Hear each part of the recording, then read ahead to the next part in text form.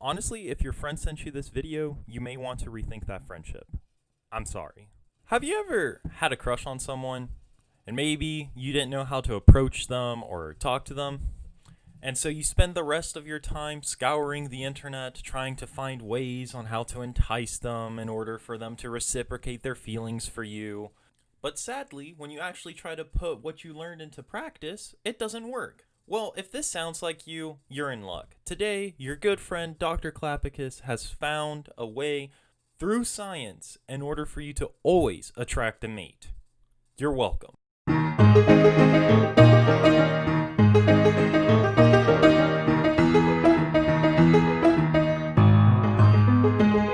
The most important thing in science is first understanding what problem that we're trying to solve. So first, let's take a look at you. Look how boring you are. You're uninteresting. I can see why you failed before. But now, we're going to use the powerful observations that I've made in my research to give you the best fighting chance. And we're going to use what I found in nature as inspiration. To make sure that you're able to keep up with what we're trying to do, we're going to change 3 aspects about you. We're going to change your mindset, we're going to touch on your appearance, and then we're also going to talk about how to actually entice your potential mate. I hope you can follow that. Let's get going.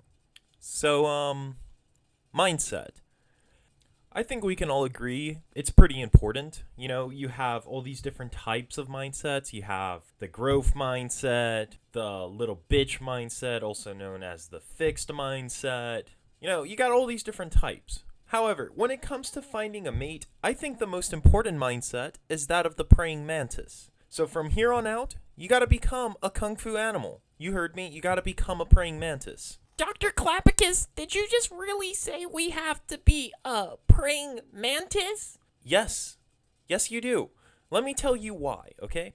Every time a male praying mantis tries to mate with a female, it runs the risk of being eaten, okay? It runs the risk of death just to find a mate.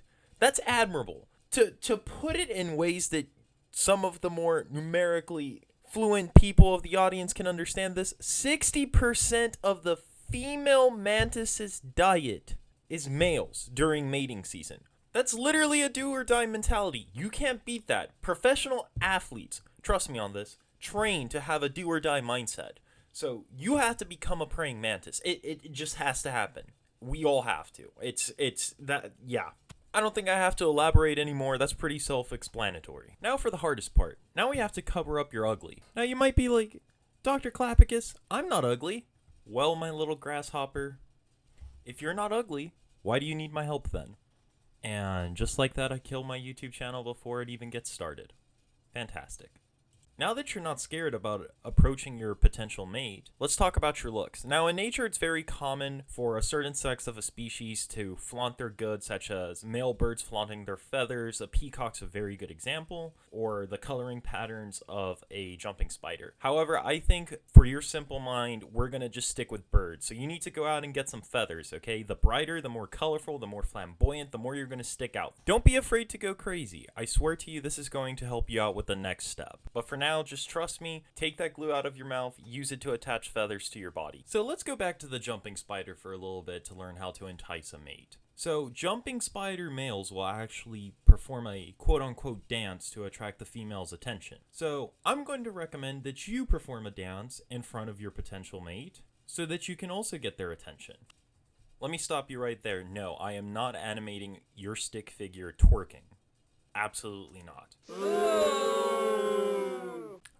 Oh, what's that? You're booing now? I will literally come through that computer/phone screen. Don't you fuck...